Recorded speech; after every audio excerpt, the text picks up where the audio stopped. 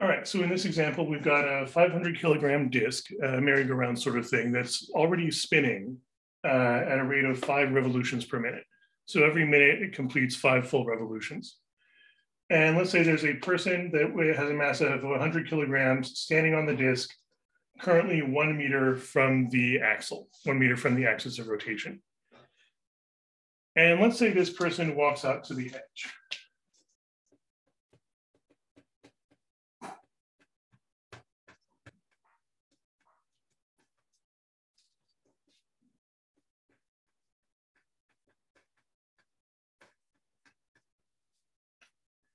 First of all, just by walking out to the edge of the disk, what would you expect to happen? What's going to happen in this situation if the person walks out towards the edge of the disk? It's going to slow down, probably. Yeah, and why would that make the disk rotation slow down? Because you're increasing the person's moment of inertia. Mm-hmm.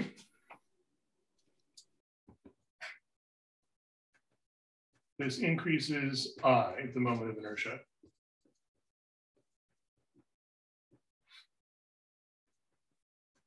And why would that cause the system's rotation to slow down? Is it because you have a larger radius? And so to keep the speed the same, or to keep it the same, the speed would have to decrease? To keep what the same? What in particular is being conserved here? Momentum? Yeah.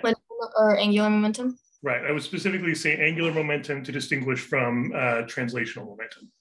We could also call it rotational momentum, same idea. So the rotational momentum or angular momentum should be conserved. And why would it be conserved? What's the only way to change the rotational momentum of a system? External force. An external force would change the translational momentum, but what's the rotational version of that? External torque. Right. If there's an external torque, if there's a torque from somewhere else, then that would cause a change to the rotational motion or rotational momentum. In this case, though, if this is, presumably this is mounted on an axle that's attached to the ground, which means any force acting on this disk, what would be the only way a force could act on this disk? You mean like friction or like another person coming in? Well, any force, assuming there's no other person interacting with this. We've just got the disk, the person on the disk already, and it's spinning around this axle, this axis of rotation. Presumably there are some forces on this disk, but where are those forces acting? At the pivot point. Right. Any forces at the pivot point produce how much torque? None. Right. No torque at all. So presumably the disk has force of gravity pulling it down, but that's acting at the pivot point. The disk has presumably a force pushing upwards from the axle itself, preventing it from falling, but that's also acting at the pivot point. And the person's weight also exerts a force on the disk, which is off center, but that's presumably going to be pretty small compared to the other forces. And also that's still an internal force. It's not a force from somewhere outside the system. The person's exerting a force on the disk exerts the same force back on the person. So that would be an internal force. So the only external forces are forces that do not cause torques to the system. So we can assume that without any external torque, the rotational momentum is conserved. That is the total of all of the initial angular momenta equals the total of all of the final angular momenta. In fact, we could even set up an angular momentum chart here. Just like the translational momentum charts we were doing earlier, you could set up a chart for showing that rotational momentum is conserved. We could deal with the person, the disk, and total, and consider initial angular momentum, change in angular momentum, and final angular momentum of everything in the system.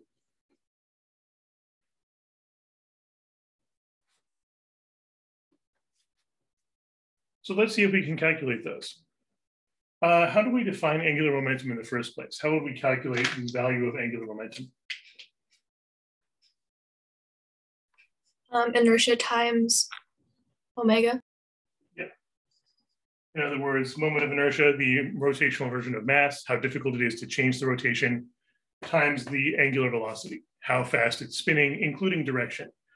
Because angular velocity does have a direction. Like spinning like this is different than spinning like this. Even if they're the same rotational speed, direction, that is the axis it's rotating around, makes a difference. So for moment of inertia, how would you calculate moment of inertia of, let's say, the person?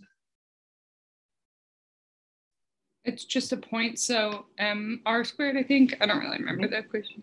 Yeah, in general, if you've got an object that can be treated as a single point, like if it's small enough, it's compact enough compared to the other distances involved, then we can treat that as a single point. So let's say the person is small enough to be treated as a single point. As you rotate around the center here, then moment of inertia can just be written as mr squared. For any point object, any object small enough to be considered a single point. We know the person's mass. And what would we treat as radius for the person?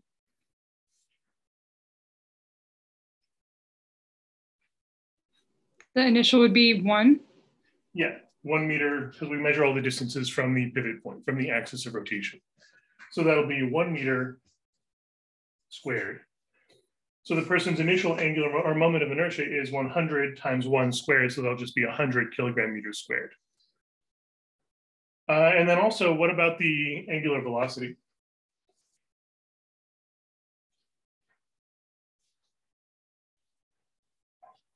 How fast is the person rotating around that pivot point at the beginning? Is it 5? 5. Yeah, the 5 revolutions per minute. That is, every minute, the person and the disk both rotate around the pivot point 5 times. So 5 revolutions per minute. And revolutions per minute isn't really the usual measurement or units of measurement we use. Usually we use radians per second. But the thing is, the units of measurement only really matter insofar as they need to combine well with other units of measurement. If everything is in units of revolutions per minute and we want the answer in terms of revolutions per minute, we can just leave everything in revolutions per minute. Really, the only time you need everything to be in radians per second is if you're going to be interacting with some torque, because you want all the units to match up there. But if you're just going to be converting revolutions per minute to other revolutions per minute, you can just leave everything in revolutions per minute. So let's just leave these in revolutions per minute. We multiply moment of inertia for the person, which is 100 times 1 squared, so it's still 100, times the angular velocity, 5 revolutions per minute, and we get 500. And then the units would be kilogram meters squared revolutions per minute. But everything in this chart is going to be in those units, so I'll just write that in the corner here. Kilograms meters squared revolutions per minute. You could also convert revolutions per minute to radians per second, but we don't actually need to in this context. What about the final situation? What would be the person's final moment of inertia?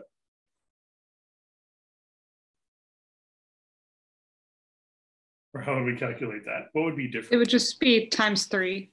Times 3 3 squared, so by a factor of, it'd be 100 times 9 times. Yes. Do we know? Now we don't know the revolution. Yeah, we don't know the final rate of revolution. So that's going to be our big unknown here.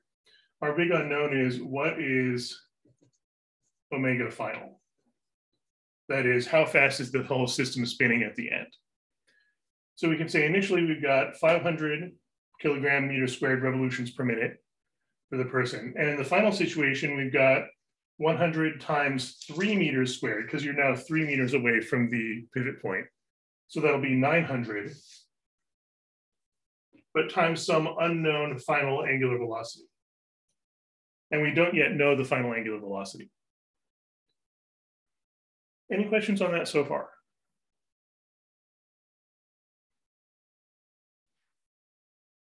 And then for the disk, how would we calculate moment of inertia for the disk? Can we still use mr squared? No. No, because the mr squared only works if all the mass is at the same distance from the pivot point. The object doesn't necessarily have to be a single point. It just has to have all the mass be one single distance from the pivot point. For example, if you have a ring-shaped object, like let's say a very dense bicycle tire with very lightweight spokes, if all the mass is the same radius from the pivot point, from the axle, then you can still use mr squared, because all the mass, or at least almost all of it, is that distance from the pivot point. But in this case, can we say the mass of the disk is all 3 meters from the pivot point?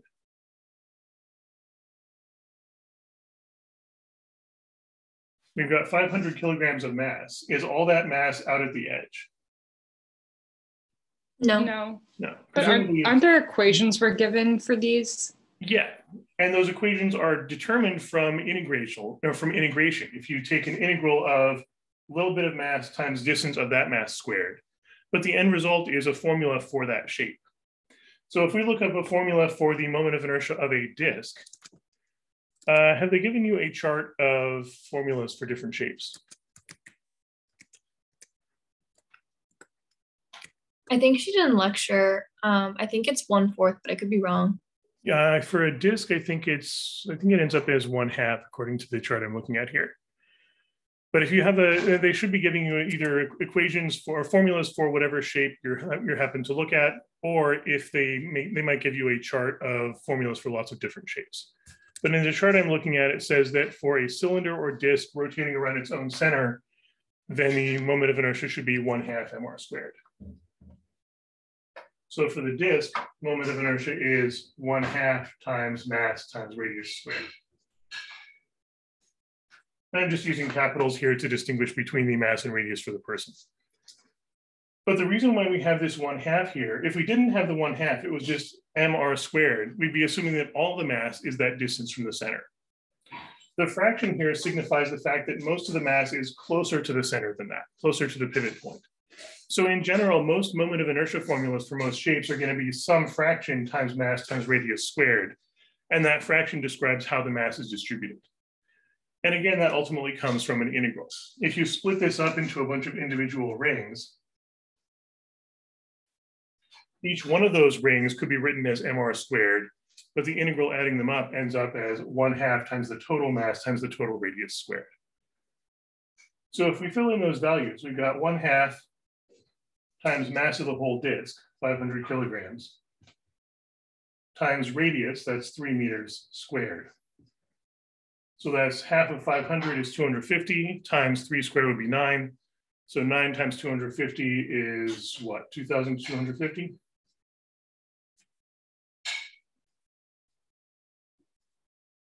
So the moment of inertia for the disk is going to be 2,250 kilogram meters squared. Any questions on that so far?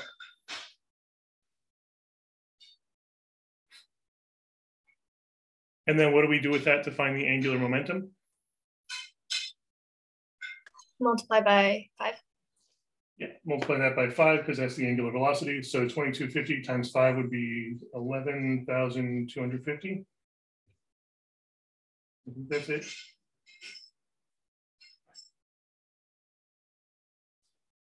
Yeah, that should work. So we now have the angular momentum of the person, the angular momentum of the disk, but also these are vectors. Angular momentum should have a direction associated with it. How can we determine a direction for angular momentum?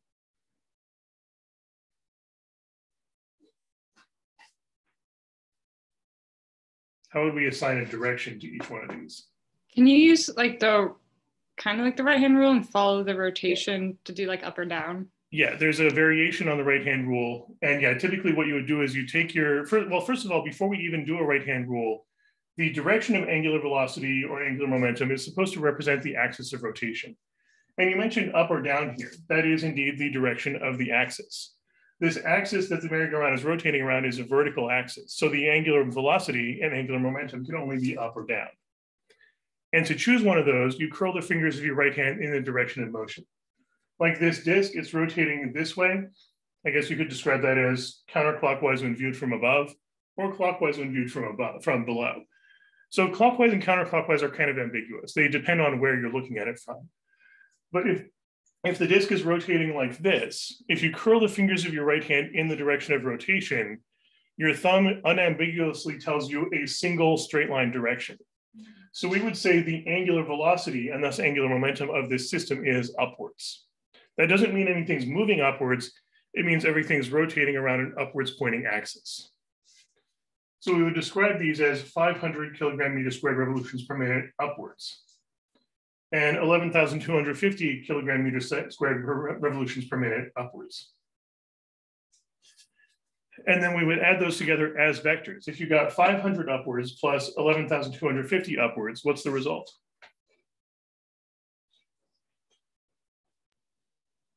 Sum of those two.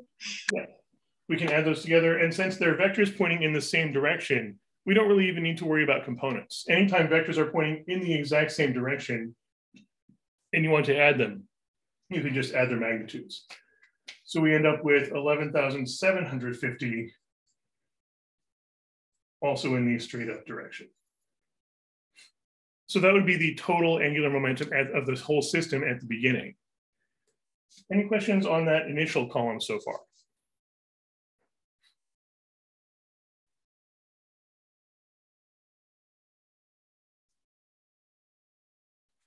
Meanwhile, in the final column, we know the final angular momentum of the person is 900 from the moment of inertia times some unknown final angular velocity. Has the disk's moment of inertia changed? No. No, it's staying the same shape, staying the same mass. The mass of the disk is not changing this distribution, only the person is moving around. So the disk still has the same moment of inertia. It's still 2,250 kilogram meters squared. So the final angular momentum of the disk, 2,250 kilogram meters squared times some unknown final angular velocity. But what do we know at least about these two final angular velocities? They're the same. Yeah, they're going to be the same as each other because as long as the person is still standing on the disk and the person are rotating together. So they're going to be having the same angular velocity. And this is very similar to the idea of two objects stuck together for translational momentum. If you got two objects stuck together and they're traveling, they'll both have the same translational velocity. If two objects are stuck together and spinning, they both have to have the same rotational velocity. So these final angular velocities are the same, which means when we add these together, what do we get?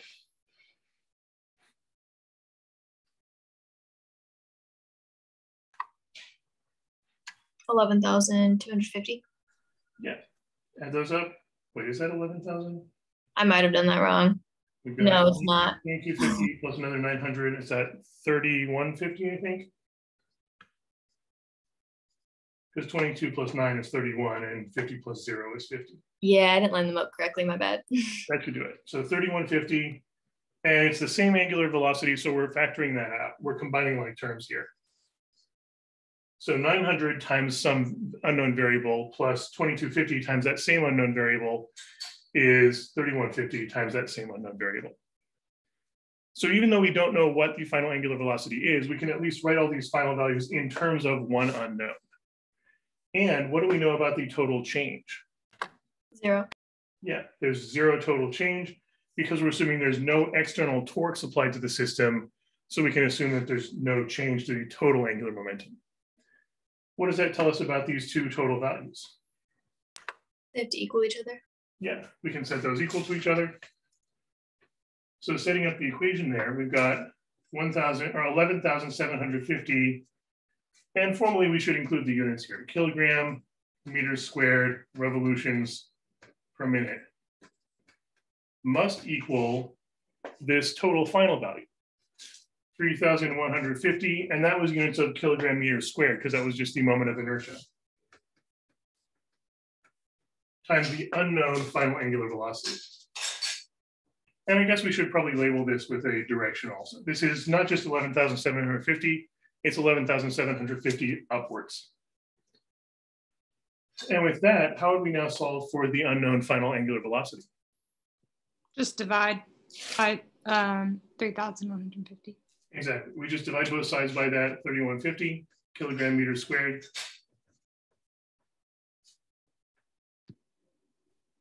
It's like 3.73. I don't know what the units are though. Okay. So 3.73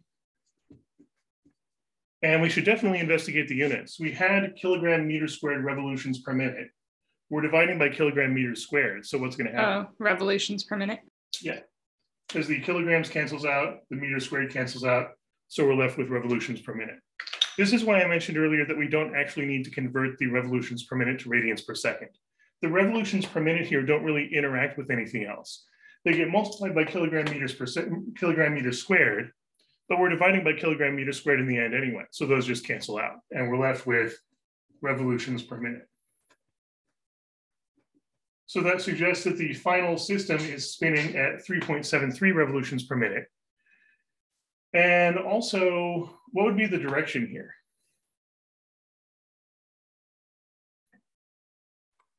Do you mean like up, like the arrow? Right, strictly in terms of the vector, we had an upwards pointing vector. We divide by a positive scalar. Multiplying or dividing by a positive scalar does not change the direction.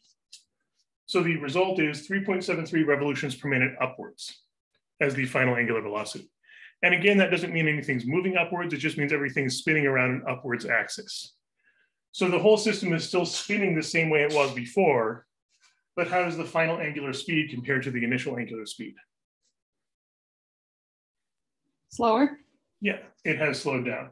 It was originally going at 5 revolutions per minute. It's slowed down to 3.73 revolutions per minute. So this matches our initial expectation. We expected the system to slow down because as you walk to the edge, you are increasing the moment of inertia. Increasing the moment of inertia, but keeping the total angular momentum the same means you're slowing down the overall speed. This is exactly the same effect as like if you're spinning around with your arms close to your chest, but then spread out your arms, what's going to happen? You slow down. Right, you slow down. Or you pull your arms back in and you speed up again. So this is the basic principle behind pretty much all of gymnastics, ice skating, diving, any fancy Olympic event involving a lot of spinning around while you're off the ground. Because if you jump, as soon as you leave the ground, you're no longer experiencing any torque. But you can still change your angular velocity by altering your moment of inertia, keeping the same overall angular momentum. But if you decrease your moment of inertia, you start spinning faster. Or if you increase your moment of inertia, you spin slower. So you can get a wide variety of control of how fast you're spinning just by changing how the mass of your body is distributed. It's the foundation of pretty much any fancy flips in gymnastics or other events, and also the foundation of how we use gyroscopic stabilizers to change the rotation of spaceships and space stations. You've got a gyroscope spinning inside the space station. If you change how fast it's spinning, you can alter how fast the space station is rotating or whether it's rotating at all. Any other questions on the rotational stuff?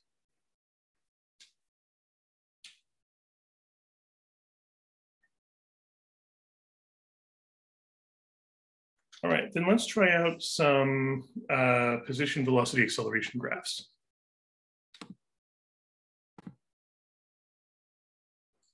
Here we have a position versus time graph. Presumably this is some sort of moving object. It starts off at a positive position and remains constant position for a while, and then starts to move, changing its position in this way, and then presumably turns around, it's changing position in the other way, turns around again, changes position this way. So this is just keeping track of what's the position at every instant in time. And to get a graph like this, maybe we have a video of a moving object and we're just playing this video frame by frame and measuring on the screen the position of the object at each instant in time. So that's something you can actually measure, assuming you've got a very detailed, very accurate video of the object moving, or some other way of recording its position at every time.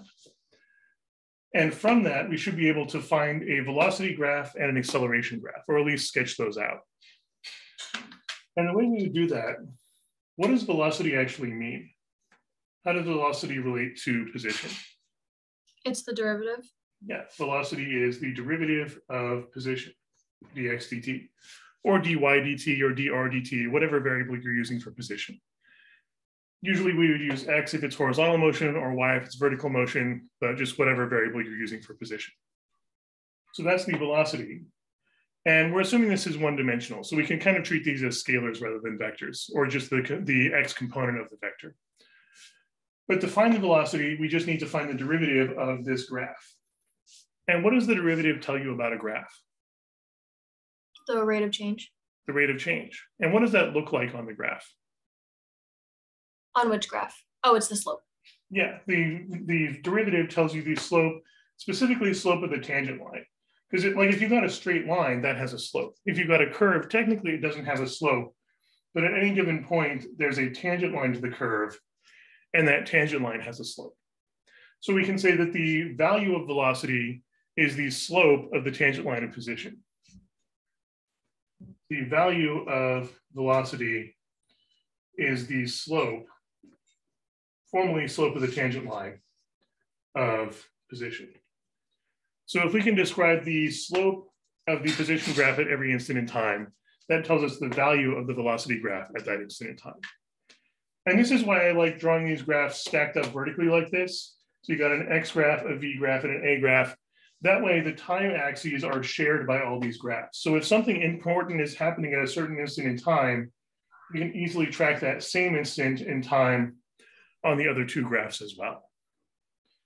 And I find it's usually a good idea to start by splitting up that timeline into certain intervals where important things are happening.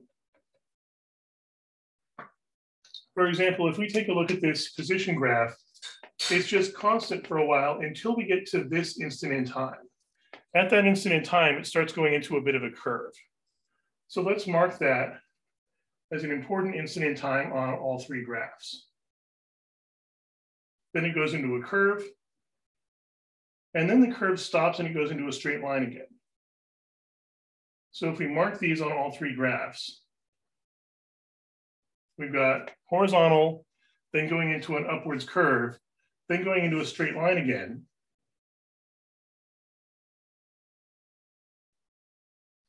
And then curving again.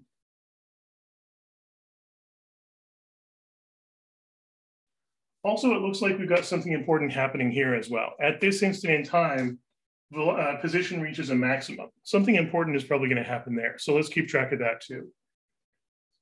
Then we get a straight line for a while. Then at this point, it goes into a curve. So let's mark that too. And then that curve at this point turns back into a straight line again.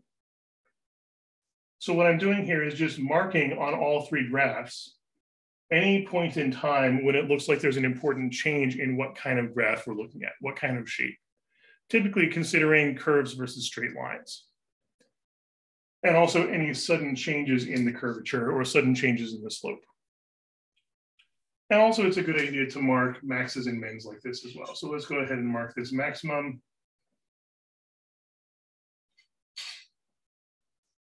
And this minimum.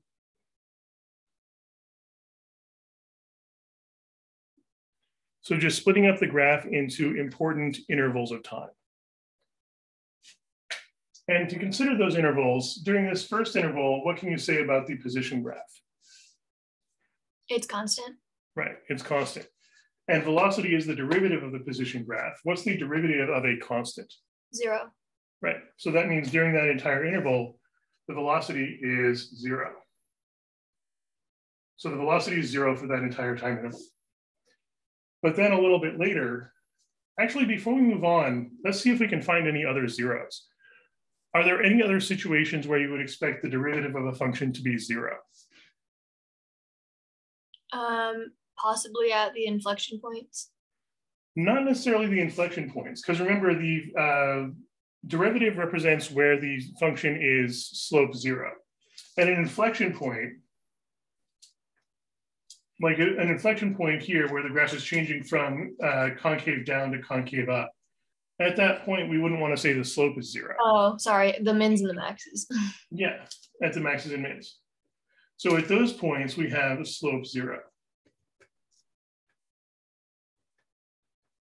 So from calculus, anytime you have a location that's a max or a min, we can assume that that has slope derivative 0. And that's why I think it's a good idea to mark those points. We know that at this point, at this instant in time, position reaches a maximum. So that means at that same instant in time, velocity must be 0. Likewise here, position reaches a minimum. So at that same instant in time, velocity must be 0. And conceptually, this is because if you've been moving in one direction and then you turn around and move in the other direction, what do you have to do in between? Stop. Yeah, you got to come to a stop. If you're moving one way and you want to turn around, you got to come to a stop and then back up. So those, conceptually, those represent the turnaround points. That's when the object has stopped moving in some direction and is about to start moving in the other direction. So at those two instants in time, the velocity is 0. And also for any interval of time where the position is constant, the velocity is 0 during that entire interval because the object's not moving during that period of time. Everywhere else, or every when else, since we're talking about time, all the other instants in time should have a non-zero velocity. And it's also a good idea to split this up into whether it should be positive or negative. Like if we want to know, is velocity positive or negative? Again, we can split this up into intervals because we know that during this interval, the velocity never crosses 0 again. It's got to be all positive or all negative in this time interval. And based on the position graph, does this look like a positive slope or a negative slope? Positive slope. Yeah, this is a positive slope. So that means the velocity has to have a positive value. If the position graph has a positive slope, the velocity graph has a positive value. So in this entire interval, we have velocity is positive. And then in this interval, what do you notice about the slope? It's negative. So in this entire interval, the velocity has to be a negative value. And then after this minimum, we're back up to a positive slope. So over here, velocity must be positive. So we can use this idea to split up the velocity graph into intervals where we know it's positive versus intervals where we know it's negative. Any questions on that so far?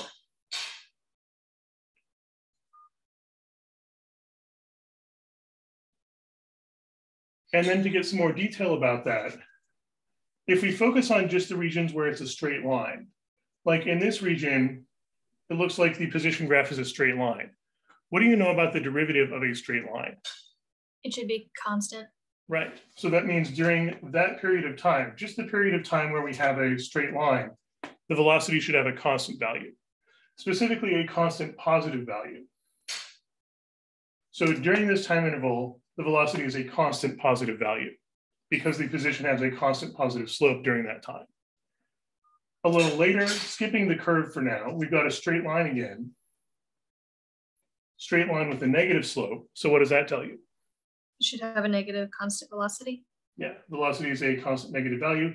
And that looks kind of symmetric-ish. This positive slope and this negative slope looks like they're about the same slope, but in opposite directions.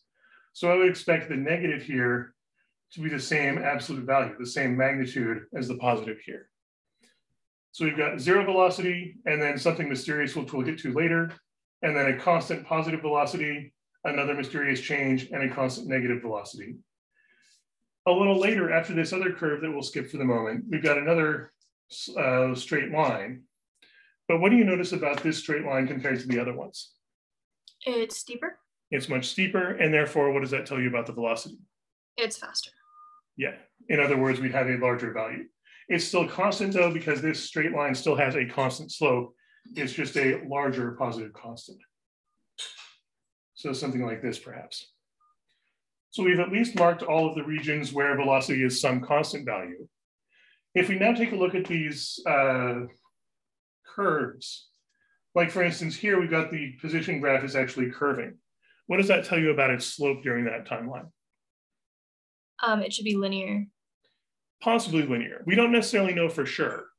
But if it is linear, let's say the velocity is linear, what's a function whose derivative is going to be a linear function? It's squared. Yeah, if it's x squared. In general, if the position as a function of time is a parabola, or a portion of a parabola, then the velocity graph is linear. Because the derivative of a parabola, derivative of a quadratic, will always be a linear function. So in this case, we've got and we don't really know for sure if this is truly a portion of a parabola. It might be a portion of a cubic or a portion of a sine wave, we don't know. But if we treat it as, let's say it's probably a parabola, it at least looks like one, so we can at least approximate it as a parabola. In that case, we would expect the velocity graph to be a straight line. And note that this starts with slope 0 and ends with this steeper slope. It's got a continuous change in slope, which means the velocity should be continuously changing from slope 0 or value 0 up to the value of whatever this slope is. So we should expect the velocity graph to be continuous here. The only time the velocity graph would be discontinuous, the only time you'd have a jump in velocity is if there's a sudden change in slope. For instance, if the position graph looked like this, if there was a sharp corner, then that means the velocity graph would be positive and then suddenly jump to another negative. So the velocity graph would look something like this, having a positive constant value and then suddenly jumping to a negative constant value. This does not actually happen in real life. In real life, I would never expect a position graph to have a sharp corner like that. But sometimes during an approximation, we might draw a position graph as having a sharp corner, which would mean that the velocity graph is an instantaneous change.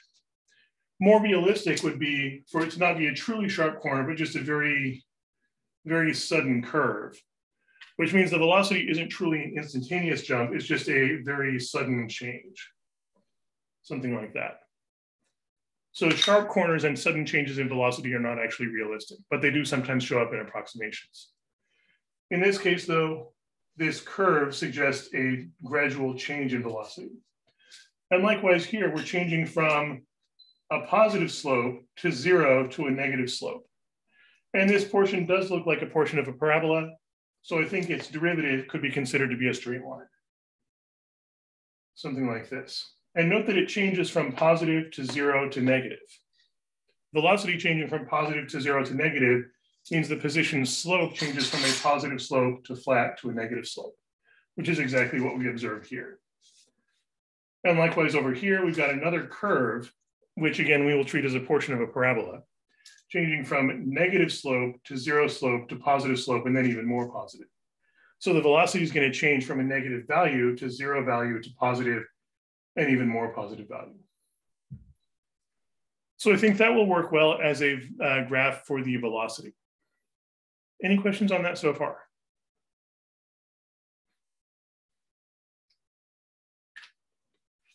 And then what about acceleration? If we want to draw an acceleration graph, how do we get acceleration from velocity? It's the derivative. Yeah, we take the derivative again. Velocity was the derivative of position, and acceleration is the derivative of velocity, which could also be thought of as the second derivative of position, because it's the derivative of position. So we could figure this out by looking at the slopes of velocity. For instance, in any interval of time where the velocity is a flat line, what does that tell you about the acceleration? It should be constant. The flat line is 0. Yeah, so the slope is 0. So this region, this interval of time has 0 acceleration. And likewise, this region of time has 0 acceleration. And so does this region of time and this region of time.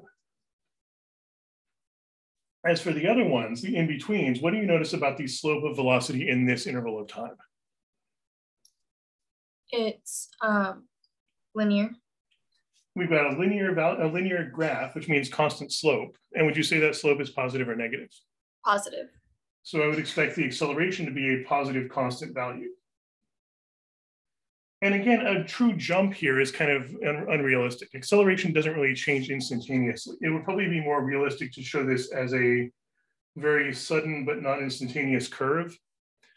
But if the velocity really is a straight line with sharp corners, then the acceleration really will have sudden jumps. That just doesn't really happen in reality, but it could be part of our mathematical model, which is an approximation of reality. So sudden jumps like this aren't realistic in terms of the actual physical behavior of an object, but they do show up in the mathematical model, which is just an approximation of the reality anyway. Likewise, in this time interval, we've got a negative slope, negative constant slope. So we have a constant negative acceleration. And note that the velocity being 0 doesn't really tell you anything about the acceleration, because acceleration is just about the slope of velocity. But velocity being 0 does tell you you've got a critical point, a max or a min on the position graph. Wait, what did you say about the acceleration not telling us something? The acceleration has nothing to do with the value of velocity. It's just about the slope of velocity. So what I'm saying is the fact that the velocity passes through the value of 0, that's very important to the position because it means that you have a turnaround point.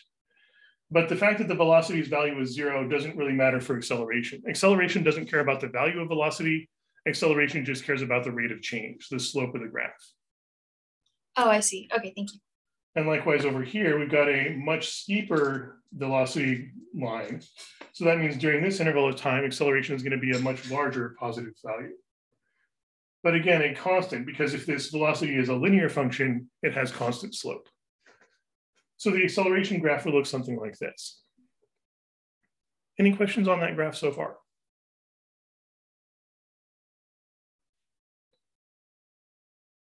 And one other important bit of calculus to watch for here. The first derivative, that is the velocity, tells you the slope of the function. Do you remember from calculus what the second derivative tells you about the function?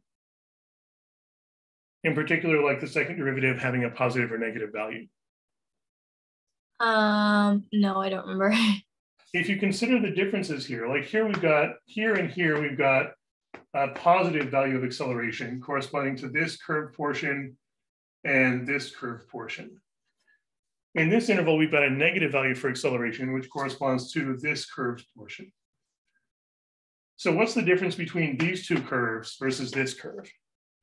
Oh, the way it concaves? Yeah, the concavity. If the acceleration, that is the second derivative, is positive, then you get a concave up function for position. If the acceleration is negative, if the second derivative is negative, then this function is concave down instead, because the acceleration tells you about the rate of change of the rate of change. And also if the acceleration is 0, that means the curvature, the concavity is 0. No concavity, no curvature means a straight line. So in general, the acceleration being 0 for a while means the position graph is linear. The acceleration being positive or negative for a while tells you that the position graph is curved and concave up or concave down. Also, if the acceleration just passes 0 for an instant, that would be an inflection point where you're changing from concave down to concave up or vice versa. You said if A is 0, then that means an inflection point? If A is 0 for a single instant. If A is 0 for a while, like an entire interval of time, that means during that time interval, the position graph is linear. Because a 0 acceleration for a while means a constant velocity for a while, which means a straight line for position for a while. But if the acceleration just passes through 0, like let's say you've got the acceleration changing and it passes through 0 at an instant, that instant will be a maximum in for velocity and an inflection point for position. Okay, I remember this kind of now. It's coming back. Thank you so much. Yeah, this all goes back to the stuff about derivatives and integrals from calculus, because if you treat the original graph as time versus position, the first derivative is velocity and the second derivative is acceleration. So this all goes back to, if you go back to like everything you see in first quarter calculus, all of those big theorems make so much more sense if you think of it as a function of time versus position instead of just an abstract function of x versus y. So you might find it useful to go back to anything you've got from calculus and rethink what those theorems actually mean in terms of these graphs, assign physical meaning to them, because ultimately that's what calculus was invented for in the first place. So give that a try. See if you can apply this procedure to some more examples. If you start with any one of these graphs, you should be able to find the other two. So try that out. Let me know if you have any other questions, and I will see you next time. Thank you so much. Have a nice day. You're welcome. You too.